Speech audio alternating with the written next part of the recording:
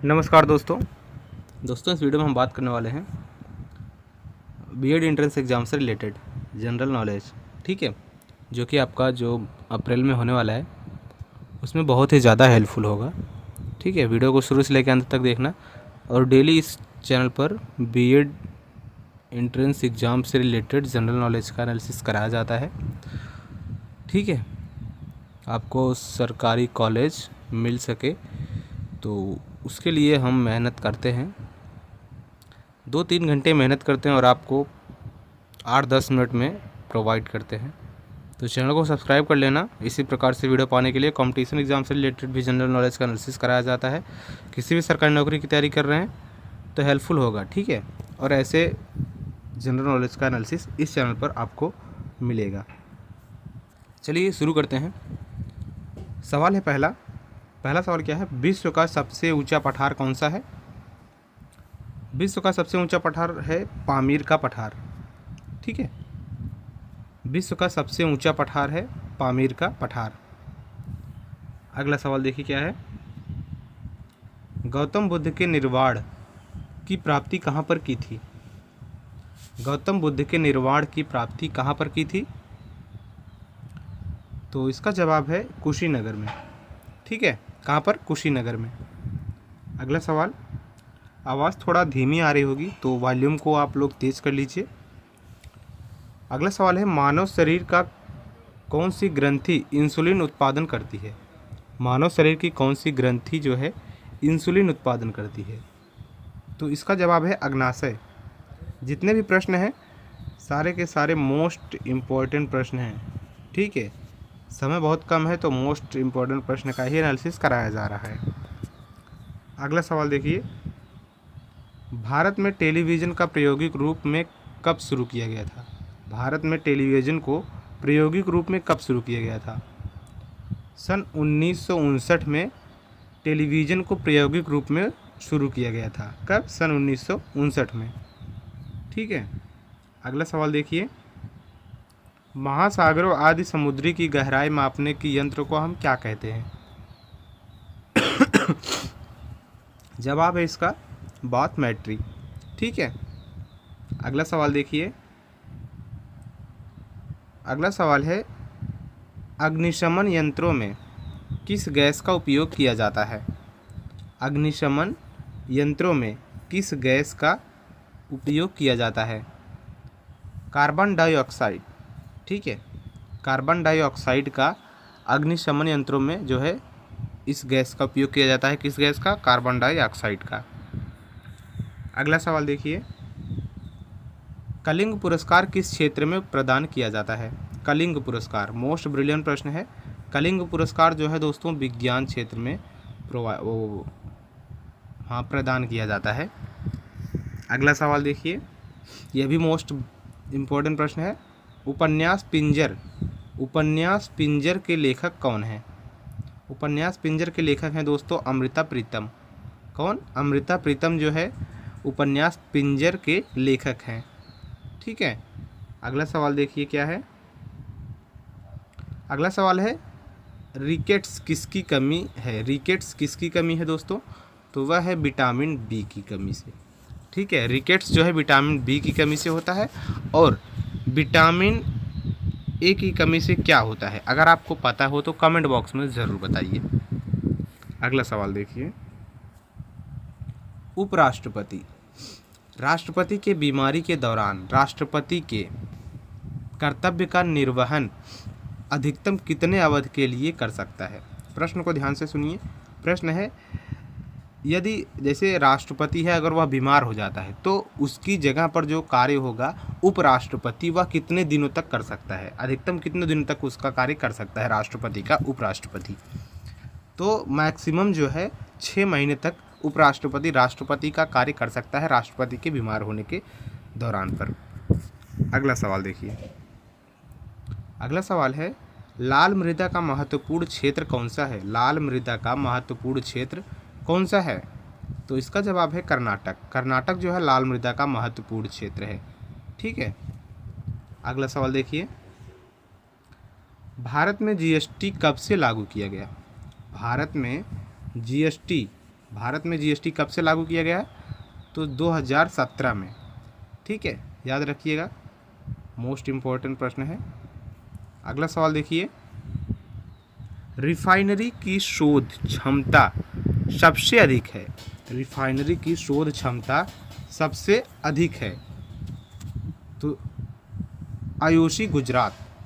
ठीक है, कहाँ पर? आईओसी गुजरात। अगला सवाल देखिए, ओजोन परत क्षय मुख्य रूप से किसके कारण होता है? ओजोन परत क्षय मुख्य रूप से किसके कारण होता है? तो यह वायुमंडल में क्लोरोफ्लोरोकार्बन का जो निर्गमन होता है उसके कारण ओजोन परत में क्षय होता है। ओजोन परत क्षय जो है वायुमंडल में क्लोरोफ्लोरोकार्बन की निर्गमन के कारण होता है। अगला सवाल है, किस समूह में केवल प्राकृतिक ईंधन होते हैं? प्राकृतिक ईंधन क्या है? मतलब कोयला है, लकड़ी है और पेट्रोलियम है, बाकी कृत्रिम है। ठीक है, और यह तीनों प्राकृतिक है। अगला सवाल, भारत की ऐसे कितने राज्य हैं जिनकी सीमाएं समुद्र से लगती हैं? भारत की ऐसे कितने राज्य हैं जिनकी सीमाएं जो हैं वो समुद्र तल से लगती है, समुद्र तट से? तो इसका जवाब है 9 राज्य हैं ऐसे। ठीक है, अगला सवाल देखिए, कौन सी पुस्तक डॉक्टर एपीजे अब्दुल कलाम द्वारा लिखी गई है? तो इसका जवाब है आग के पंख। आग के पंख, यह भी पूछा जा सकता है उल्टा करके कि आग के पंख किसके द्वारा लिखी गई है? तो यह डॉक्टर एपीजे अब्दुल कलाम के द्वारा लिखी गई है। ठीक है, अगला सवाल, कंप्यूटर शब्दावली में एक फ्लॉपी डिस्क एक है। कंप्यूटर शब्दावली में एक फ्लॉपी डिस्क क्या है? इसका जवाब है डाटा के लिए उपकरण। ठीक है, अगला सवाल, सरदार सरोवर बांध सबसे ज़्यादा फ़ायदा किस राज्य को होता है? सरदार सरोवर जो बांध है उससे सबसे ज़्यादा जो है फ़ायदा किस राज्य को होता है? गुजरात राज्य को। ठीक है, अगला सवाल देखिए, अगला सवाल है, रूसी क्रांति का जनक है कौन? लेनिन। ठीक है, लेनिन। अगला सवाल, यदि राष्ट्रपति का पद रिक्त है तो कितने दिनों का अंदर उसे पूर्ति किया जा सकता है? मतलब कर देना चाहिए। अधिकतम कितने दिनों के अंदर पूर्ति कर दिया जाता है राष्ट्रपति के पद को? 6 महीने के अंदर, मैक्सिमम 6 महीने के अंदर में। अगला सवाल, अल हिलाल नामक पत्रिका के संपादक कौन थे? अल हिलाल नामक पत्रिका के संपादक कौन थे? अब्दुल कलाम आज़ाद। ठीक है, अब्दुल कलाम आज़ाद जो है अल हिलाल नामक पत्रिका के संपादक थे। अगला सवाल देखिए, ब्रिटिश ईस्ट इंडिया कंपनी की स्थापना कब हुई थी? ब्रिटिश ईस्ट इंडिया कंपनी की स्थापना कब हुई थी दोस्तों? 1600 में 1600 में हुआ था ब्रिटिश ईस्ट इंडिया कंपनी की स्थापना। ठीक है, अगला सवाल देखिए, राज्यसभा के सदस्यों का चुनाव कब होता है? राज्यसभा सदस्यों का चुनाव जो है 6 वर्ष में होता है। अगला सवाल देखिए, कौन सा मुगल शासक चित्रकला का प्रेमी था? कौन सा मुगल शासक चित्रकला का प्रेमी था? जहांगीर। ठीक है, जवाब है जहांगीर। अगला सवाल, जापान की राजधानी कहाँ है? जापान की राजधानी कहाँ है दोस्तों? टोक्यो में है। ठीक है, टोक्यो में। अगला सवाल देखिए, प्रसिद्ध सहारा मरुस्थल किस महाद्वीप में स्थित है? प्रसिद्ध सहारा मरुस्थल जो है वह किस महाद्वीप में स्थित है? अफ्रीका में स्थित है। ठीक है, अगला सवाल देखिए, मरुस्थल में पाए जाने वाले पौधे की पत्तियां कैसी होती हैं? मरुस्थल में पाए जाने वाले पौधों की पत्तियां जो है दोस्तों वह लंबी और गुद्देदार होती हैं। ठीक है, जितने भी मरुस्थल में पाए जाते हैं पौधे उनकी पत्तियां लंबी और गुद्देदार होती हैं। अगला सवाल, हड़प्पा कालीन घर बने होते हैं। हड़प्पा कालीन घर जो है किसके बने थे? हड़प्पा कालीन के घर किसके बने थे दोस्तों? ईंट से। ठीक है, अगला सवाल देखिए, सिंधु घाटी सभ्यता के लोग किस देवता की पूजा करते थे? सिंधु घाटी सभ्यता के लोग दोस्तों भगवान शिव के पूजा करते थे। ठीक है, अगला सवाल देखिए, संयुक्त राष्ट्र संघ का मुख्यालय कहाँ स्थित है? संयुक्त राष्ट्र संघ का मुख्यालय कहाँ स्थित है? तो यह न्यूयॉर्क में स्थित है और यह मोस्ट ब्रिलियंट प्रश्न है। ठीक है। संयुक्त राष्ट्र संघ का मुख्यालय जो है न्यूयॉर्क में स्थित है। अगला सवाल देखिए, बंगाल के पाल वंश के संस्थापक कौन थे? यह भी मोस्ट ब्रिलियंट प्रश्न है।